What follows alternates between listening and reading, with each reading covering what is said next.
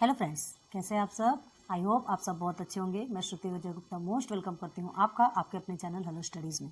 And again आज आपके सामने मोस्ट इंपॉर्टेंट मैथ का लेक्चर वीडियो लेकर आई हूँ। प्रैक्टिस सेट 6.1 हमने ऑलरेडी कंप्लीट कर दिया है और ये आपका है 6.2। तो आज हम फेस टू फेस नहीं मिल पाएंगे क्योंकि आज आपको कुछ ऐसी चीज़ें हमको बताना ज़रूरी है जिसके लिए हमको आपके सामने बुक रखना कंपलसरी है। ठीक है, तो है आज कुछ बातें, कुछ बेसिक कंसेप्ट क्लियर करवाने के लिए ये हमें बहुत ज़्यादा ज़रूरी है। देखिए इस बुक में आप देख रहे होंगे टैक्सेस के बारे में पढ़ रहे हैं हम। 6.1 में हमने आपको ऑलरेडी अपलोड किया है, आपको बताया टैक्स के बारे में। ठीक है, इनकम कैसे निकालते हैं, है ना, किसी का इनकम कैसे निकाला जाता है ये आपने पढ़ा। और अभी आपको क्या पढ़ना है, या तो इनकम निकालना है या सेविंग्स फाइंड करना है ना, या तो इंटरेस्ट उसका फाइंड करना है। आपने 6.1 में पढ़ा, बट अभी 6.2 में आप पढ़ेंगे टैक्स। तो जो किसी का इनकम रहता है ना, तो वो इनकम टैक्स कैसे निकलता है, उस इनकम में से उसे कितना टैक्स लगेगा, ये आपको कैसे फाइंड करना है। क्लियर है। तो इसके बहुत अलग अलग प्रोसीजर्स होते हैं, इसके लिए आपको बहुत ज़्यादा चीज़ों की ज़रूरत होती है। इसलिए आज हम आपके सामने ये बुक्स लेकर आए हैं और इस बुक्स में डायरेक्ट आपको देखने मिलेगा। क्योंकि क्या है, ये चीज़ें ब्लैक बोर्ड में नहीं समझा, इतना ज़्यादा लिखना हमारे लिए पॉसिबल नहीं, बहुत ज़्यादा लिखना पड़ेगा। ठीक है, तो देखिए टैक्सेस की यूटिलिटी क्या होते हैं। अब देखिए जो गवर्नमेंट है हमको बहुत सारे फैसिलिटीज़ प्रोवाइड करती है। आपने देखा होगा क्या है, जब कोरोना, फ्लड, है ना, इस टाइप की जब भी कोई ऐसे इंसिडेंट्स होते हैं, ऐसी कोई सी भी घटना होती है, तो उस टाइम पे क्या करती वो बहुत ज़्यादा क्वांटिटी में हमारे लिए हेल्प की फैसिलिटी करती, बहुत ज़्यादा व्यवस्था करती है और हमको पता भी नहीं चल पाता और वो हमारे लिए बहुत सारी व्यवस्था करके रख देती है। अर्थक्वेक के टाइम पे लोगों को क्या करती है, उनके लिए, उनके शरण के लिए उनकी व्यवस्था करती है, उनके रहने खाने का प्रबंध करती है। जिनको कुछ परेशानी हो गई है तो उनके लिए किसी को हॉस्पिटलाइज करना है तो उनके लिए डॉक्टर्स की व्यवस्था, मतलब टोटल फ्री, है ना, टोटल फ्री फैसिलिटी कराती है। तो उसके लिए उनको गवर्नमेंट को क्या चाहिए, पैसा चाहिए, बहुत सारी व्यवस्था करती थी। ये सब पैसा गवर्नमेंट कहाँ से लाएगी, हाँ, ये सब कहाँ से लाएगी गवर्नमेंट, तो ये सब पैसा लाने के लिए ही वो टैक्स लेती है। क्लियर है। आज हम बोलते हैं इतना ज़्यादा टैक्स लग रहा है, इसमें उतना ज़्यादा टैक्स लग रहा है। आज हम ट्रेन की टिकट खरीदने जाते हैं, ठीक है, जब ट्रेन की टिकट खरीदते हैं तो आप क्या बोलते हैं, बाप रे ट्रेन की टिकट इतनी महंगी हो गई। आप क्या एक ट्रेन की टिकट देने में आप इतना सोचते हैं, आप खुद ये सोचिए, ठीक है, उतने से टिकट देने से क्या वो ट्रेन चल पड़ेगी। ट्रेन आप समझ सकते हैं आपको कितना सही समय पे वो पहुंचाती, गवर्नमेंट कितनी अच्छी फैसिलिटी आपके लिए की है ट्रेन की, कि आप एक टाइम पर अपनी जगह में पहुंच जाते हैं। प्लेन की व्यवस्था की गई, टिकट्स महंगी आपको लगती है लेकिन उसको चलाने के लिए कम खर्चे नहीं लगते, है ना। उसके लिए उनको चलाने वालों को भी पेमेंट करना पड़ता है। उस ट्रेन के लिए दुनिया भर की व्यवस्था की जाती है, तो उसके लिए पैसे तो लगते हैं ना, कहाँ से लाएगी गवर्नमेंट, है ना। तो वो चीज़ें हमसे ही लेती है टैक्स के रूप में और फिर हमारे लिए ही यूटिलाइज करती है। क्लियर हो गया। ठीक है, बात आज आपको अच्छे से समझ में आ रही होगी, उम्मीद तो यही करते हैं। ठीक है, अब देखो और एक बताते, लॉ एंड ऑर्डर, अनुशासन व्यवस्था बनाए रखती है गवर्नमेंट, अनुशासन व्यवस्था बनाए रखती है, जिसके कारण आज हमारा देश सिस्टमेटिक चल रहा है। ठीक है, तो देखो ये जो टैक्सेस है, डायरेक्ट और इनडायरेक्ट टैक्स आपके सामने दिख रहा होगा, ये देखिए टाइप्स ऑफ टैक्सेस है। तो डायरेक्ट टैक्स जो होता है, देखो taxes which are paid directly by the taxpayer are called direct taxes. Okay, मतलब जो टैक्स पेयर रहते हैं, मतलब अब आप तो अभी नहीं पे करते होंगे, है ना, आप नहीं पे करते होंगे, आपके पेरेंट्स पे करते हैं। तो डायरेक्ट टैक्स किसे कहते हैं, देखो इनकम टैक्स, वेल्थ टैक्स और प्रोफेशनल, मतलब जो उनकी इनकम होगी, अभी तो आप कमाते नहीं, है ना, आपके पेरेंट्स तो कमाते हैं, तो आपके जो पेरेंट्स कमाते हैं उस इनकम पे भी टैक्स लगता है। लेकिन वो जो टैक्स है ना, वो डिपेंड करता है कि उनकी इनकम कितनी। अगर उनकी इनकम एक लेवल से कम होती है ना, तो उनको टैक्स नहीं लगेगा, और उस लेवल से ज़्यादा, तो वो जो लेवल है वो डिसाइड किया गया। आपने ऐसा सुना होगा, ये क्या है, एवरी ईयर चेंज होते रहता है, एवरी ईयर ये भी टैक्सेस चेंज होते रहते हैं। आपने बजट का नाम सुना होगा, है ना, सदन में बजट पेश किया जा रहा है तो फाइनेंस मिनिस्टर आते हैं, बजट पेश करते हैं, ये चीज़ें आपने सुनी है, आपके पेरेंट्स लोग बैठ कर देखते हैं, आपको समझ में नहीं आता होगा क्या बजट देखते रहते, लेकिन ये कंपलसरी, ये बहुत ज़्यादा जरूरी है देखना। ठीक है, तो ये बजट के जरिए ही समझ में आता है कि किस पर कितना टैक्स बढ़ा और किस पर कितना टैक्स घटा है। ठीक है, तो डायरेक्ट टैक्सेस ऐसे होते हैं जो जिसकी इनकम है उसको खुद को पे करना पड़ता है, उसको पे करना ही पड़ता है। Income tax, wealth tax, professional tax, ये सब उनको पे करना पड़ता है। ठीक है, और कितना टैक्स लगता है, यही सारी चीज़ें आज आपको बताने के लिए हमको इस तरह से आना पड़ा। अब देखिए इनडायरेक्ट टैक्सेस। इनडायरेक्ट टैक्सेस मतलब क्या होता है, ऐसे टैक्सेस जो हमको पता भी नहीं चल पाते और हम पे कर जाते हैं। ठीक है, पता नहीं चल पाते इन द सेंस, कहने का मतलब क्या है, आप शॉप्स में जाते होंगे, बहुत सारी चीज़ें खरीदते होंगे, है ना, किराने का सामान ले लो या पैकेजिंग आइटम्स ले लीजिए, कुछ भी लिखे, तो उसमें देखिएगा इवन सोप वगैरह, जो भी कुछ भी खरीदने जाते हैं, किराने का सामान लो या जो भी लो, तो आप उसमें देखते होंगे इंक्लूडिंग ऑल टैक्सेस लिखा रहता है ना। अगर नहीं ध्यान दिया होगा तो इसके बाद जाके क्लियर कीजिएगा। ठीक है, तो वो इंक्लूडिंग ऑफ ऑल टैक्सेस मतलब ऑलरेडी उसमें टैक्स क्या है, ऐड है। आपको कुछ करने की जरूरत नहीं है, वो जितना पैसा उन्होंने बोला है तो वो आपको देना पड़ेगा, ठीक है। तो इनडायरेक्ट रूप से आपने वो टैक्स पे किया है, ठीक है। और कभी कभी क्या होता है, डायरेक्ट टैक्स तो आपको पे करना पड़ता है, बट इनडायरेक्ट टैक्स क्या होता है, आप किसी और से पे कर, आप किसी से कॉपी बुक्स मंगवाते हैं, ठीक है, आपने नहीं दिया, उनको देना पड़ा, मतलब इनडायरेक्टली किसी और ने आपका टैक्स पे किया। यहाँ तक कि क्लियर हो गया, डायरेक्ट इनडायरेक्ट समझ में आ गया ना। हाँ, तो डायरेक्ट इनडायरेक्ट टैक्स कैसा है, देखिए सेंट्रल सेल्स टैक्सेस होता है, वैल्यू एडेड टैक्स होता है, सर्विस टैक्स होता है, सेवाएं दी जाती है आपको, है ना। आप और देखिए रोड टैक्स भी पे करते हैं, इतना अच्छी अच्छी रोड बनाती है गवर्नमेंट हमारे लिए, जहाँ से हम इजीली आ सकते हैं, एक्साइज ड्यूटी, कस्टम ड्यूटी, है ना, ये सब के लिए। और दूसरी बात देखिए, जो बॉर्डर पे देश की रक्षा के लिए जो तैनात रहते हैं, उनके लिए पैसे कहाँ से आते हैं, जो देश की रक्षा के लिए जो मिलिट्री रहते हैं, जो पुलिस रहते हैं, स्कूल में जो टीचर्स रहते हैं, और सबसे बड़ी बात ये है education. Education in the sense कैसा, जिनके पास जो एबल है वो तो अपने पैसे दे सकते हैं, ठीक है, और कोई बहुत सारे बच्चे ऐसे होते हैं जो अफोर्ड नहीं कर पाते। क्या अफोर्ड नहीं कर पाते, एजुकेशन के लिए, तो वो क्या है, वो जैसे अफोर्ड नहीं कर पाते तो उनको भी तो शिक्षा देना जरूरी है ना, शिक्षा लेना हर बच्चे का अधिकार होता है, तो इनके लिए फ्री एजुकेशन की फैसिलिटी की गई। अब उस फ्री एजुकेशन के लिए पैसा तो चाहिए गवर्नमेंट को, ठीक है, पैसा चाहिए गवर्नमेंट को, तो गवर्नमेंट क्या करती है उस टाइम पे, ये जो टैक्स लेती है हमसे, जो पे कर सकता है उनसे लेती है और इन लोगों के लिए फ्री में व्यवस्था करती है। आ रही बात क्लियर समझ में। तो टैक्स पे करना हमारा कर्तव्य बनता है।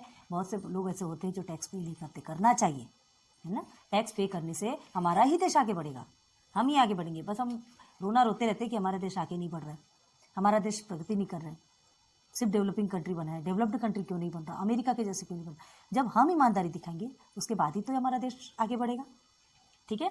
तो यहाँ तक कि उम्मीद करती हूँ कि ये सारी बातें तो आपको बहुत अच्छे से समझ में आ गई होगी, ठीक है। अब देखो, इसका निष्कर्ष तो आप समझ गए होंगे, कंक्लूजन तो आप समझ गए होंगे। क्या है, किसी भी राष्ट्र की आय का प्रमुख साधन होता है टैक्स, जो कि गवर्नमेंट के द्वारा लिया जाता है, और दूसरी बात सामाजिक कल्याण के लिए वो यूज़ करती है, ठीक है। क्लियर हो गया यहाँ पर। तो चलो अब आगे और चीज़ें देखते हैं। टैक्सेस जो होते हैं, यहाँ देखिए, income tax is a tax levied on income, है ना। किसके ऊपर लिया जाता है इनकम टैक्स, इनकम के ऊपर लिया जाता है, जितनी भी इनकम है। It is necessary to know about the different sources of income. Types of sources होते हैं, कोई जरूरी नहीं है कि एक ही तरफ से हो। देखिए जैसे क्या है, इनकम फ्रॉम सैलरी, जिसकी सैलरी होती है उस पर टैक्स लगता है, जो इनकम आती है उससे टैक्स लगता है, ठीक है। अब कहाँ कहाँ से इनकम आती है ये देखिए ना। और दूसरी इनकम कहाँ से आती है, बिजनेस एंड प्रोफेशन, कई लोग कोई बिजनेस करता है, कोई दूसरे व्यवसाय कर रहे हैं, कुछ कर रहे हैं, तो उससे भी इनकम आती है, ठीक है। And income from other sources, और बहुत सारे सोर्सेज होते हैं। इनकम फ्रॉम हाउस प्रॉपर्टीज, कोई ऐसा होते हैं जिन्होंने एक्स्ट्रा घर खरीदे होंगे, एक्स्ट्रा घर खरीदा है और क्या, हाँ, किसी ने रेंट पे चढ़ा दिया है ना, किसी ने रेंट दिया, कुछ किया, जो भी हो, तो उससे उस पर भी टैक्स लगता है। इनकम से ज़्यादा पैसा होगा तो उस पर टैक्स लगता ही है। इनकम फ्रॉम कैपिटल गेन, अब ये कैपिटल गेन क्या होता है, income from capital gain in the sense क्या बोल सकते हो आप लोग। कैपिटल गेन का मतलब क्या होता है, जो आपको जो विरासत में जो चीज़ें मिलती है, आपके पिताजी की जो प्रॉपर्टी होती है ना, वो आपको जो विरासत में, उसमें भी टैक्सेस लगते हैं। ओके, तो बात समझ में आ रही ना आपको। आप देखिए बहुत सी ऐसी चीज़ें जिसमें टैक्स नहीं लगता है ना, जिसमें हम इन्वेस्ट करते हैं, बहुत सारी ऐसी बातें जिसमें इन्वेस्ट करने पे हमें टैक्स नहीं लगता। तो देखिए ये यहाँ देखिए आप, ये आपको दिखाई दे रहा ना, हाँ, deduction from annual income according to various rules. Deduction मतलब एक प्रकार की छूट, ठीक है। इन सब में अगर आप इन्वेस्ट करते हैं तो आपको छूट मिलती है, आपको इसमें टैक्सेस नहीं लगते। अगर आपका जितना भी आपका टैक्स लगेगा ना, तो ये अगर इसमें आपने इन्वेस्ट किया है तो ये आपका माइनस हो जाएगा उस टैक्स में। क्लियर है, ठीक है। सुकन्या समृद्धि स्कीम है फॉर गर्ल्स, है ना, 1.5 लाख। हाँ, एक चीज़ और देखो, इसमें पहले आपको बताते हैं। देखिए यहाँ है जो है ना, ATG, ATD एंड ATC, ये तीन चीज़ आपको देखने मिल रही होगी, ठीक है। तो ये क्या है, मेन हमको ATC का दिया है ना। ATC क्या है आपका, देखिए ATC में आपको एक लिमिटेड दी गई है, लिमिटेशन है 1,50,000, ठीक है। तो ये क्या होता है, इसमें जो इन्वेस्ट करते हैं तो इन चीज़ों में हमें क्या नहीं लगता, टैक्स नहीं लगता। क्लियर है। तो देखो ये, हाँ, ये है कि अगर आप इतने में से ज़्यादा अगर आप इन्वेस्ट करते तो उसमें से टैक्स लगेगा आपको, है ना। 1.5 लाख तक में आपको टैक्स नहीं लगेगा, टैक्स पे नहीं करना पड़ेगा। क्लियर है, इतने में से आपको कोई टैक्स पे नहीं करना पड़ेगा। आ रही बात क्लियर समझ में, है ना। ATG क्या होता है, जो डोनेशन दिया जाता है ना, ये जो ATG है, जैसे डोनेशन दिया जाता है, प्राइम मिनिस्टर रिलीफ फंड है, है ना, चीफ मिनिस्टर रिलीफ फंड है, बहुत सारे इसमें डोनेशंस दिए जाते हैं। कोरोना के टाइम पे, अर्थक्वेक के टाइम पे, है ना, इस टाइम पे क्या है, किसी प्लेस में लोगों के साथ बहुत बुरा इफेक्ट पड़ता है तो बहुत सारे लोग डोनेट करते हैं ना, तो वो ATG के अंतर्गत आता है। इसमें आपको क्या नहीं लगता, टैक्स नहीं लगता, ठीक है। एंड देखिए ATT इसमें भी नहीं लगता, ये अभी हमारे काम का नहीं। ये क्या है, प्रीमियम और हेल्थ इंश्योरेंस, इससे रिलेटेड है, हेल्थ इंश्योरेंस से रिलेटेड है, ये अभी हमारे काम का नहीं है। हमको ATG और ATC को देखना है। तो जनरली क्या होता है, maximum permissible deduction to various kinds of saving under section ATC, ये जनरली ये पूरे ATC के अंदर आते हैं। और इसमें 1,50,000 तक में कभी भी आपको क्या नहीं लगेगा, टैक्स नहीं लगेगा। अब उससे ज्यादा होगा तो टैक्स लगेगा ना। अब आप इतनी छूट भी नहीं दे सकते ना, एक लिमिट होती है छूट देने की। तो उम्मीद करती हूँ ये चीजें आपको अच्छे से समझ आ गई यहाँ तक है। ये सारी चीजों में जो हाउसिंग लोन है, म्यूचुअल फंड के नाम आपने सुना होगा, है ना, and GPF general provident fund, investment in the post department for 5 years and national saving certificate scheme, ये सब चीजों में आपको क्या नहीं लगता, टैक्स नहीं लगेगा। ओके, हेल्थ इंश्योरेंस भी बनाते हैं ना लोग, आप ये क्या है, साल में एक बार आपको पैसा उसमें इन्वेस्ट करना पड़ता है, इसमें पैसे डालते जाना पड़ता है, और फिर बाद में हमें क्या मिलता है, जब हमें जरूरत पड़ती है तो उस टाइम पे फिर ये हमें देती है, हमें इसमें कोई भी टैक्स नहीं लगता। क्लियर हो गया? तो चलो आगे बढ़ते हैं। अब ये है आपका main table 1, table 2 and table 3, आपको दिख रहा होगा ना, स्क्रीन पे दिख रहा है क्या आपको अच्छे से? तो देखिए टेबल 1 पे चलते हैं पहले, ठीक है। टेबल 1 यहाँ क्या दिया है, हमने आपसे क्या कहा था कि इनकम टैक्स कैसे निकालते हैं, ये हमको पढ़ना है। पहले तो आपने देख लिया था कि किसकी कितनी इनकम निकलेगी, वो सब आपने, इसमें क्या है, जो इनकम रहती है उसमें से हम कितना इनकम टैक्स उनको लगेगा, कितना इनकम टैक्स उनको देना पड़ेगा, ये हमको निकालना है। तो इसके लिए टेबल 1, टेबल 2 एंड टेबल 3 आपको ऑलरेडी गिवन है। अब देखिए इसमें ना एक प्रॉफिट दिया है, आपको ऐसा देख के एक थोड़ा हवा लग रहा होगा, भयानक लग रहा होगा कि इसको हम कैसे समझे, कैसे पढ़े, कोई प्रॉब्लम वाली बात नहीं है, ठीक है। आप जैसे जैसे इसको सॉल्व करेंगे ना आपके लिए बहुत ईजी हो जाएगा। क्लियर है? थोड़ा सा समझने का फेर है, अभी हम बताते हैं, एकदम ईजी हो जाएगा। देखो ये जो पोर्शन है ना, तीनों का भी सेम है, ये एक हमारे लिए प्रॉफिट हो गया, हमको कुछ भी देखने की जरूरत नहीं है। और यहाँ जो है, यहाँ पर थोड़ा थोड़ा इनका डिफरेंसेस है, चेंज हो गया है ना फर्स्ट सेकंड में। तो देखिए यहाँ पर क्या दिए, इसमें बताएंगे तो आप ये ऑलरेडी समझ जाएंगे। जनरली हमको इसका ज्यादा काम रहता है ना, इसका और इसका हमको काम रहता है, लेकिन आपको क्या है, आपको समझाने के लिए एक टेबल में ही समझाएंगे ना, तो आप सेकंड थर्ड टेबल ऑलरेडी समझ सकते हैं, ठीक है। तो देखो individual up to the age of 60 years, मतलब ये कहां से 60 ईयर्स तक के लोगों के लिए ये टेबल, ठीक है। तो टैक्सेबल इनकम स्लैब्स किसे कहते हैं, ये देखिए 1 by 1 जो ये बॉक्सेस बने एक के ऊपर एक, है ना, एक के नीचे एक बॉक्सेस, ये स्लैब्स कहलाते हैं। समझ रहे होंगे, इसीलिए समझ में आ रहा है। हाँ, बहुत उम्मीद करती हूँ कि चीजें आपको बहुत अच्छे से समझ में आ रही होगी, कोशिश बहुत अच्छे से कर रहे हैं। आज हम आपके सामने नहीं आ पाएंगे, आज आपको ऐसे ही हमें पढ़ाना पड़ेगा, क्योंकि बहुत कंपलसरी आपको ये दिखाना, क्योंकि जो नेक्स्ट चैप्टर है ना आपका, नेक्स्ट प्रैक्टिस सेट 6.2, ये टोटल इस पे बेस्ड है। फिर नेक्स्ट लेक्चर जब हम लेकर के आएंगे ना, जब प्रैक्टिस सेट पे जाएंगे, कुछ एग्जांपल्स भी आपको क्लियर करवाएंगे, तो आपके लिए फिर ब्लैक बोर्ड पे आते हैं। ओके, तो ध्यान दीजिए इधर। तो taxable income slabs in rupees, देखिए जिसका 2,50,000, ठीक है, जिनका 2,50,000 तक ही इनकम है, उनको नील ना तो इनकम टैक्स लगेगा, ना एजुकेशन सेस लगेगा, और ना ही second hand higher education cess लगेगा। क्लियर हो गया? ठीक है।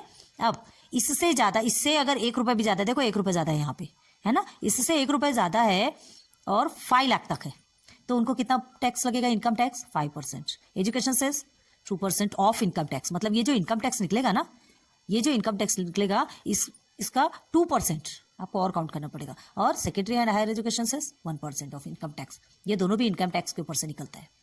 क्लियर है? तो ये जो दोनों है ना, सब में सेम है, उसमें कोई चेंजेस नहीं है, ठीक है। अब देखिए अगर 5,01,000, देखिए 5 लाख तक है आपका यहाँ पे, है ना, 5,01,000 रुपीज भी ज्यादा है, तो आप इस टेबल पे, इस लेयर पे आ जाएंगे, 1 2 3, हाँ, थर्ड नंबर पे आ जाएंगे। तो अगर आपका इनकम इतना है, टैक्सेबल इनकम स्लैब आपका ये इतना रहेगा, तो आपको क्या करना पड़ेगा, इतना इनकम टैक्स तो पे करना ही पड़ेगा, 12,500 आपको टैक्स पे करना ही पड़ेगा। नहीं, मतलब आप समझ लीजिए 5 लाख या 6 लाख समझ लीजिए, है ना। अगर आपका 6 लाख है तो आपका क्या होगा, देखिए on taxable income minus 5 lakh, 5 lakh मतलब आपका 6 लाख है, तो 5 लाख तो आपका ऑलरेडी माइनस हो जाएगा, तो बचा कितना, 1 लाख बचेगा, ठीक है। 1 लाख बचेगा, तो 1 लाख के ऊपर से फिर आपको टैक्स लगेगा, तो जो 1 लाख रहेगा उसमें आपको क्या है, इतना तो आपको पे करना ही पड़ेगा, तो वो 1 लाख में 20% आपको क्या रहेगा, टैक्स लगेगा। आई बात क्लियर है ना। 5 लाख आपको माइनस हो जाएगा, 5 लाख आपका एज इट इज रहेगा। अगर आपका 6 लाख होता है यहाँ पे, तो आपको क्या होगा, उस 1 लाख के ऊपर से आपको 12,500 रुपीज पे करना ही पड़ेगा एंड प्लस 20% भी आपको पे करना पड़ेगा। तो ये दोनों का प्लस करने के बाद फिर जितना आएगा वो आपका इनकम टैक्स कहलाएगा। क्लियर है? अब इस इनकम टैक्स में जो भी इनकम टैक्स आएगा उसका 2% आपको एजुकेशन सेस का और 1% आपको सेकेंडरी हायर एजुकेशन सेस का। अभी आपको समझ में नहीं आ रहा, सर के ऊपर से जा रहा है, पता नहीं क्या पढ़ा रहे हैं, क्या समझा रहे हैं। जब ब्लैक बोर्ड में चलेंगे ना, जब आपको एग्जाम्पल समझाएंगे, अभी एक एग्जाम्पल यहीं पे आपको बताएंगे, छोटे छोटे एग्जाम्पल है जो यहीं पे बता देंगे, टेंशन लेने वाली बात नहीं है ना। अब देखिए ये 10 लाख का हो गया। अब मोर देन 10 लाख, जो 10 लाख से ज़्यादा कमाते हैं ना, बहुत सारे लोग ऐसे कमाने वाले है ना। हम भी मीडियम फैमिली से हैं, हम भी इतना नहीं कमाते, लेकिन आपको ये जो पढ़ाना है, ये सारी चीज़ें हमको पता है, तो ये सारी चीज़ें बताना आपको कंपलसरी है। आप कैसा देखिए, बहुत सारे लोग होते हैं जो 10 लाख से ऊपर कमाते हैं, बड़ी बड़ी रिच फैमिली है यार, है ना। तो इतना ज़्यादा तो उन लोगों के लिए तो चने मुर्रे के बराबर है, जिसे कहते हैं, एक लैंग्वेज कहते हैं जो गाँव की लैंग्वेज में लोग कहते हैं, इसके लिए तो ये चना मुर्रा है ठीक है, तो समझ में आ रही बात। तो देखिए 10 लाख के ऊपर जो कमाते हैं उनको क्या होता है, on taxable income minus 10 lakh, मतलब 10 लाख है, ठीक है, उनका 10 लाख उनके पास, लेकिन 10 लाख से मोर देन 10 लाख, ठीक है, अगर 11 लाख भी होता है तो उसको इतना तो पे करना ही पड़ेगा, ठीक है। 11 लाख है तो 10 लाख तो चलो माइनस कर देंगे, बचा 1 लाख, उस 1 लाख में उसे इतना पे करना ही पड़ेगा, प्लस 30% और पे करना पड़ेगा। क्लियर है? और ये जो आंसर निकलेगा, ये जो इनकम टैक्स आपका निकल के आएगा, उसमें 2% of income tax education cess में जाएगा एंड 1% ऑफ इनकम सेस किसमें, हायर एंड सेकेंडरी एजुकेशन, ठीक है।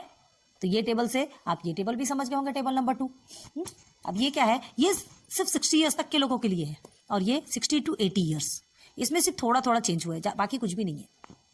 क्लियर है? इसमें क्या है, up to 3 lakh, 60 to 80 years के लोग थोड़ा ज़्यादा एज के होते हैं ना, फिर वो क्या है, बाद में ज़्यादा अर्न नहीं कर पाते, रिटायरमेंट वाली एज में रहते हैं, तो बाद में कहाँ से सीनियर सिटीजन अर्न कर पाएगी, तो उनके लिए थोड़ी थोड़ी छूट की गई। उनके लिए टैक्सेबल इनकम कैसा स्लैब, देखो इस स्लैब में उनको 3 लाख है ना, अप टू 3 लाख है ना, तो नील कोई भी नहीं, यहाँ पे कहता है 250 में है ना, 50 लाख में नील है, यहाँ 3 लाख में है, मतलब इनको 50,000 का प्रॉफिट मिला है।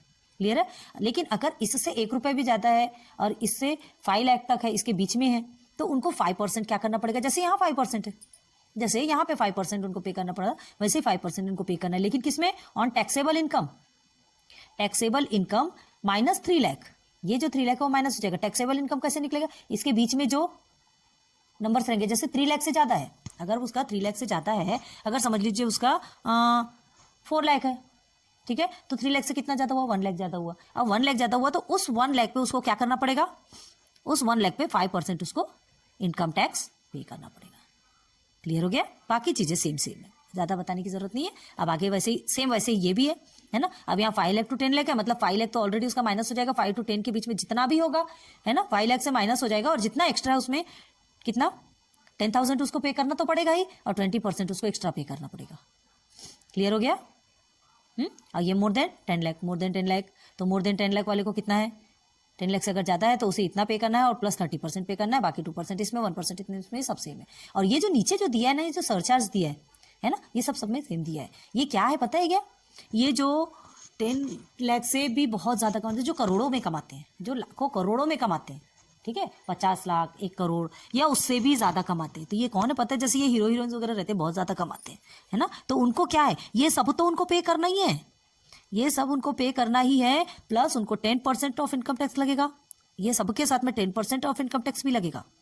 ठीक है, आ रही बात समझ में? Surcharge equal to 10% of income tax payable by individual, है ना, सिंगल पर्सन को 10%, एंड एनुअल इनकम उसका कितना रहेगा, 50 lakh to 1 crore rupees, 50 lakh to 1 crore rupees है तो उसको कितना, and 15% of income tax by individual having an annual income greater than 1 crore rupees. 1 crore तक का है तो उसको 50 लाख से 1 करोड़ के बीच में है तो उसको 10% इनकम टैक्स देना पड़ेगा, एंड ग्रेटर देन 1 करोड़ है तो उसको 15% देना पड़ेगा। ये सब देना ही है, ये पूरा भी उसको पे करना पड़ेगा, साथ में उसको 15% भी ऐड होगा। हरी बात समझ में? तो ये सब जैसे बड़े बड़े हीरो हीरोइन रहते हैं, आपने देखा होगा, दीपिका पादुकोण को देखो, बहुत सारे हीरोइन हैं जितने भी हैं। अब आप तो मूवी तो आप लोग ऑलरेडी देखते हैं, है ना। ये and here is table number 3, table number 3 दिख रहा है ना आपको? तो देखिए टेबल नंबर 3 में ये सुपर सीनियर सिटीजन के लिए जो अबव 80 ईयर्स के रहते हैं, इनके लिए और ज़्यादा प्रॉफिट है, क्योंकि अब ये ज़्यादा नहीं कर सकते, इनसे भी ज़्यादा ओल्ड एज के ये है ना, है ना। तो इनके क्या है, ये अप टू 5 लाख। यहाँ देखो, यहाँ 250 है, यहाँ 3 लाख है, यहाँ 5 लाख है। इनको 5 लाख पे नील बाद में काम नहीं कर सकते, इनको अपने पैसा बचा के रखना पड़ता है ना। लेकिन हाँ, 5 लाख 1 से अगर 10 लाख तक के बीच में है तो उनको 20% पे करना पड़ेगा, ठीक है। एंड मोर देन 10 लाख है तो उनको 30% पे करना पड़ेगा। और बस बाकी नीचे का सेम है, बाकी नीचे का सेम है। तो उम्मीद करती हूँ कि आज की ये वीडियो आपको अच्छे से समझ में आई होगी। ज़्यादा हार्ड नहीं है, सिंपल वे में हमने आपको समझाया। ये सारे एग्जाम्पल्स आपको क्लियर कराएंगे, टेंशन लेने वाली बात नहीं है, ठीक है। आप बहुत अच्छे से इजीली कर सकते हैं। चलिए आपको एक एग्जांपल से इससे समझा भी देते हैं, आपको अच्छे से समझ में आएगी बात। एक ये जो मिस निकिता वाला है ना आपका, ठीक है, ये जो 5 टेबल्स आपको ऑलरेडी गिवन है, तो इसमें से कुछ कुछ समझा देते हैं। हाँ, ये जरूर है कि इसमें क्या ये यस नो लिखा हुआ है, ये ऑलरेडी लिखा हुआ पहले किसी बच्चे की बुक है ना, हमें करने की जरूरत ही नहीं पड़ी। लेकिन हमको ये चीज़ें पसंद नहीं कि डायरेक्ट ऐसा लिख दो। हम चाहते हैं कि इन चीज़ों को ना आप समझो और अपने मन से खुद सॉल्व करके लिखो, तो वो ज़्यादा प्रॉफिट होता है, ठीक है। तो चलो आज आपको ऐसे ही सॉल्व करके दिखाते हैं आपको, ठीक है। तो देखिए, चलिए एक पेज में दिखाते हैं आपको।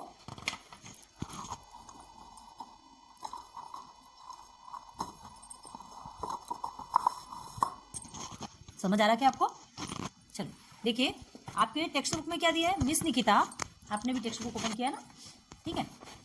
तो देखिए आपको दिया है मिस निकिता का, है ना। क्या दिया है मिस निकिता का, पहले आप टेक्स्ट बुक में देखिए, उसके बाद फिर आइए, ठीक है। देखिए टेक्स्ट बुक में क्या दिया है, मिस निकिता एज कितनी है, 27 है, ठीक है। और टैक्सेबल इनकम कितनी है उसकी, 2,34,000, ठीक है, 2,34,000 है।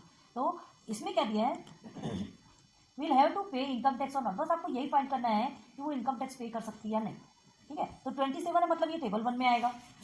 टेबल 1 में हमने आपको ऑलरेडी बताया 60 ईयर्स, ठीक है। 60 ईयर्स और 60 ईयर्स से बिलो जितने लोग रहते हैं, सॉरी, उनके लिए टेबल 1, ठीक है। तो 27 60 ईयर्स से बिलो है, और उसमें क्या दिया कि 2,50,000 तक के वो नील, 2,50,000 तक के नील इन द सेंस क्या कहा गया है, जस्ट अ मिनट आपको समझाती हूँ।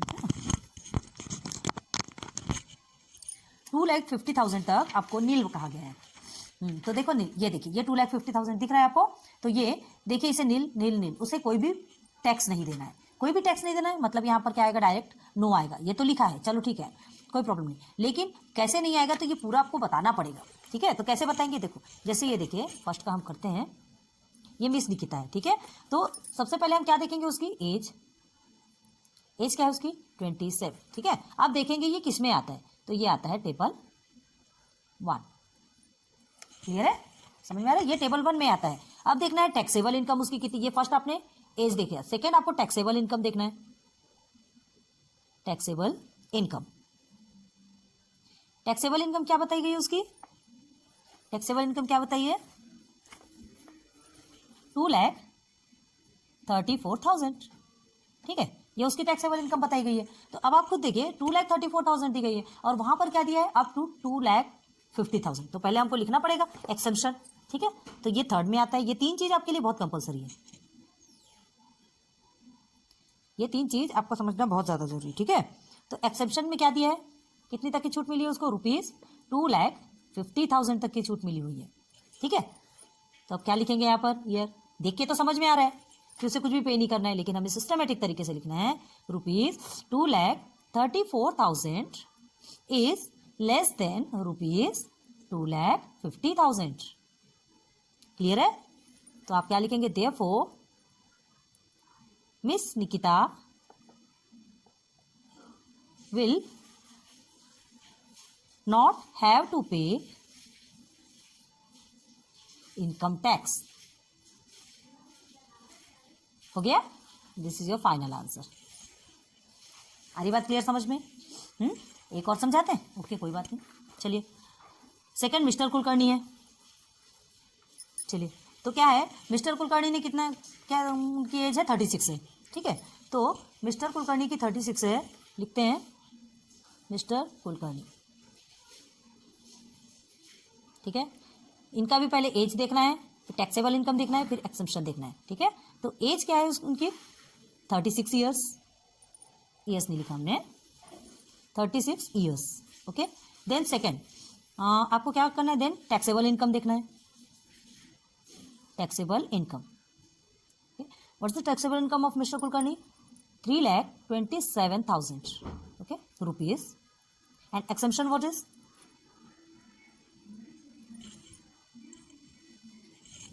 Exemption अब 36 ईयर्स है, 36 ईयर्स है मीन्स वो किस में आएंगे? अब देखिए आप इसी टेबल पे आएंगे, है ना। 60 ईयर्स की इसमें 36 ईयर्स है मतलब 60 से कम है, इसी टेबल में आएंगे। अब उनकी इनकम कितनी है देखें यहाँ पर 3,27,000, 3,27,000 मतलब इससे ज़्यादा है, मोर देन, तो ये सेकंड स्लैब में आ जाएंगे। ठीक है, सेकंड स्लैब में आएंगे तो क्या लिखेंगे? पहले इनका एक्सेम्पशन क्या लिखेंगे? रुपीज़ 2,50,000। ठीक है, इतनी उनको छूट मिलेगी, इतनी ही छूट मिलेगी। तो क्या होगा हियर बताएंगे। वीडियो ऑफ हो गई थी, हमने यहाँ तक समझाया तो अब चलिए फिर से बता देते हैं। वीडियो ऑफ हो गई थी ना, लाइट्स ऑफ हो गई थी इसके कारण। देखिए इनका टैक्सेबल इनकम 3,27,000 है, मिस्टर कुलकर्णी का एज 36 ईयर्स है, एक्सेम्पशन क्या है 2,50,000 मतलब इतने की छूट है। ठीक है, अब हियर अब देख लीजिए क्या ग्रेटर है, 2,50,000 से ज़्यादा है ना इनका। ठीक है, तो इसमें क्या करना पड़ेगा? Mister Kulkarni will have to pay income tax. हो गया क्लियर? चलिए समझ आ गया आपको, तो बहुत उम्मीद करती हूँ आज की ये वीडियो हम यहीं स्टॉप करते हैं। आज की ये वीडियो आपको बहुत अच्छे से समझ में आई होगी। फिर इसके बाद नेक्स्ट लेवल पे हम चलेंगे तो आपको सीधे बोर्ड में लेके चलेंगे, आपको एग्जांपल्स भी समझाएंगे और बाकी चीजें। ये छोटे छोटे है ना, ये आपके छोटे छोटे हैं, है ना, इसलिए हमने सोचा कि पहले ये तो छोटे आपको समझा देते तो आपको समझ में आएगा कि कौन सा टैक्सेबल इनकम में आता है और कौन सा नहीं आता। ठीक है, और फिर उसके बाद कितना टैक्स पे करना पड़ेगा, क्या करना पड़ेगा, ये आपका क्वेश्चन है। फिर चलेंगे एक दो एग्जाम्पल भी बताएंगे, आपको बहुत ईजिली क्लियर हो जाएगा। ओके, सो बहुत उम्मीद करती हूँ कि आज की ये वीडियो आपको बहुत पसंद आई होगी। फिर thanks for watching my videos.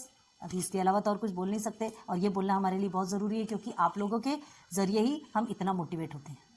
बहुत अच्छा लगता है आप लोगों के अच्छे अच्छे कमेंट्स पढ़ते हैं, अच्छे अच्छे कमेंट्स देखते हैं, सुनते हैं, तो मोटिवेट होते हैं हम, और हमें भी और भी वीडियो बनाने की इच्छा होती है। सो प्लीज़ हमारी वीडियोज़ देखते रहिए, उसका फुल यूज़ कीजिए, फ्री ऑफ कॉस्ट है, कोई टेंशन वाली बात नहीं। Okay, so good luck, goodbye and have a nice day. Thanks for watching my videos. Good bye.